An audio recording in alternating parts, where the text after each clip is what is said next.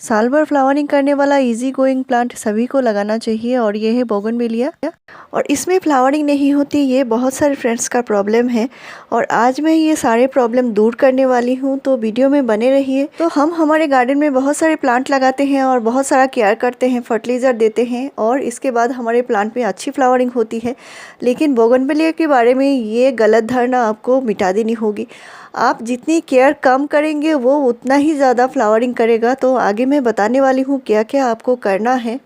सबसे पहले फ्लावरिंग लेने के लिए जो काम आपको करना है वो है इस प्लांट को पूरे दिन के धूप में रखिए, यानी सुबह से शाम तक आप जितने ज़्यादा देर धूप दे सकते हैं इस प्लांट को, कम से कम 7 से 8 घंटे का धूप आपको देना ही होगा।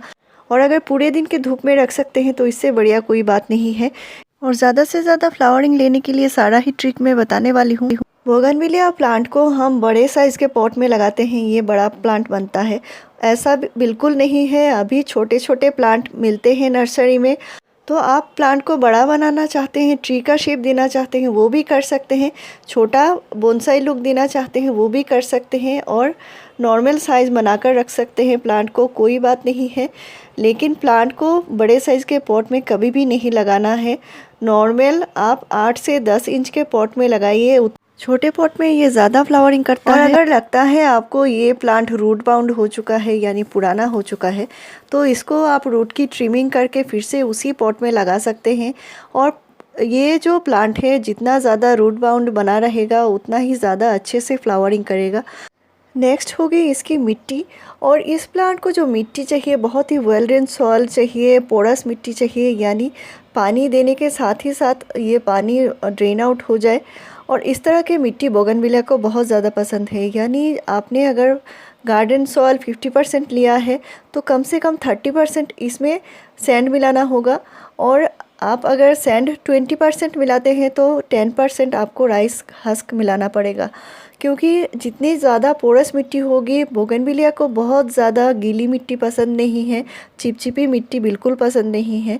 यानी जो क्लेई सॉइल होता है नर्सरी से जो लाते हैं हम प्लांट, क्लेई सॉइल में लगा हुआ होता है, तो आप राइस हस्क मिला सकते हैं या सैंड मिलाकर लगा सकते हैं, कोकोपीट में नहीं लगाना है। और मेरे प्लांट आप देख सकते हैं ये बाई कलर का फ्लावर आता है इसमें। मैं जब लाई थी ये सिर्फ 20 रुपीज़ का प्लांट था और ये मैं 3 साल पहले लाई थी। जो मैं बताती जा रही हूँ फ्रेंड्स, आपको अच्छी फ्लावरिंग लेने के लिए ये सारे बातों का ध्यान रखना पड़ेगा। नेक्स्ट हो गया, इस प्लांट को आप जितना ज़्यादा ट्रिमिंग करेंगे यानी कटाई छटाई जितनी ज़्यादा करेंगे उतना ही ये नया शूट निकालेगा और इसमें उतनी ही ज़्यादा फ्लावरिंग होगी।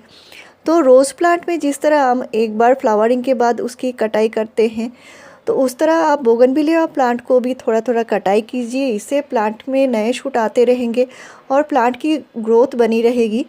तो इसकी ट्रिमिंग बहुत ज़रूरी होती है प्लांट को अच्छे शेप में लाने के लिए। ये भी इस प्लांट के लिए बहुत ज़रूरी होता है ट्रिमिंग करना। और ट्रिमिंग करने से प्लांट की ग्रोथ होती है और नए शूट आते हैं, फ्लावर भी आते हैं। तो इस प्लांट में नेक्स्ट जो करना है आप, जो बहुत ज़्यादा इम्पोर्टेंट है प्लांट में फ्लावरिंग लेने के लिए, वो है इसका पानी का ध्यान रखना।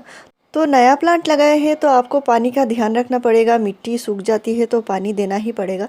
लेकिन प्लांट जब 6 महीना या साल भर पुराना हो जाता है तो उस तरह के प्लांट में आप क्या कर सकते हैं, पानी जिस दिन देना है आपको पानी दे दिया, इसके बाद इसकी मिट्टी ड्राई होने देना है और इसको ड्राई होने के बाद 1 दिन छोड़ना है, इसके बाद फिर से पानी देना है। तो इस तरह एक बार अगर मिट्टी पूरा ड्राई हो जाए, इसके बाद 1 दिन छोड़ना है आपको, इसके बाद ही इसको पानी देना है। तो हिबिस्कस प्लांट में फ्लावरिंग नहीं होती, यानी गुड़हल में फ्लावरिंग नहीं होती। और इसके लिए हम क्या करते हैं, इस पर भी मैंने ये ट्रिक बताया था। तो आपने अगर वो वीडियोस फॉलो नहीं किए हैं तो मेरे हिबिस्कस के ऊपर जो पुराने वीडियोस हैं उनको आप ज़रूर फॉलो कर सकते हैं अच्छी फ्लावरिंग लेने के लिए। तो ये फ्लावरिंग लेने का एक ट्रिक हो गया। आप अगर आपका प्लांट 2 साल पुराना हो चुका है तो फ्लावरिंग बिल्कुल नहीं कर रहा है, तो उस प्लांट को मिट्टी ड्राई होने के बाद कम से कम 4 दिन आपको पानी नहीं देना है। इसके बाद जब भी पानी देना है थोड़ा थोड़ा करके ही देना है। तो आप देखेंगे आपके प्लांट में से पत्तियां झड़ रही हैं और पत्तियां झड़ने से कोई प्रॉब्लम नहीं है, प्लांट में बड्स ज़रूर बनेंगे। और आपको फर्टिलाइज़र का ध्यान रखना है, जो मैं बता रही हूँ, आपको नाइट्रोजन फर्टिलाइज़र कम करके देना है। प्लांट में जितना ज़्यादा पत्तियां होंगी तो प्लांट में बड्स नहीं बनेंगे, अगर बनेंगे भी तो बहुत ही कम करके बनेंगे। तो इसके लिए नाइट्रोजन फर्टिलाइज़र थोड़ा कम करके देना होता है। यानी वर्मी कंपोस्ट या काउडंग कंपोस्ट आपको महीने में सिर्फ 1 मुट्ठी ही इस प्लांट की मिट्टी में देना है।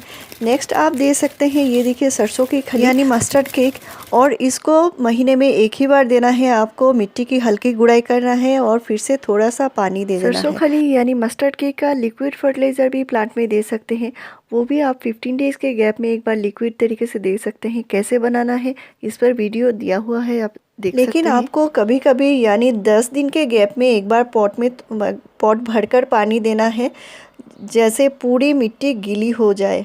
और जब फ्लावरिंग शुरू हो जाती है यानी बड्स बन जाते हैं तो आपको पानी देते रहना है, तब पॉट की मिट्टी ड्राई नहीं करना होता। बनाना पील का फर्टिलाइज़र या अनियन पील का फर्टिलाइज़र, जो केले के छिलका या प्याज के छिलके का जो फर्टिलाइज़र है, वो आप 15 डेज़ के गैप में प्लांट में दे सकते हैं। तो बोगनविलिया में अच्छी फ्लावरिंग लेने का सारा सीक्रेट मैंने बता दिया है।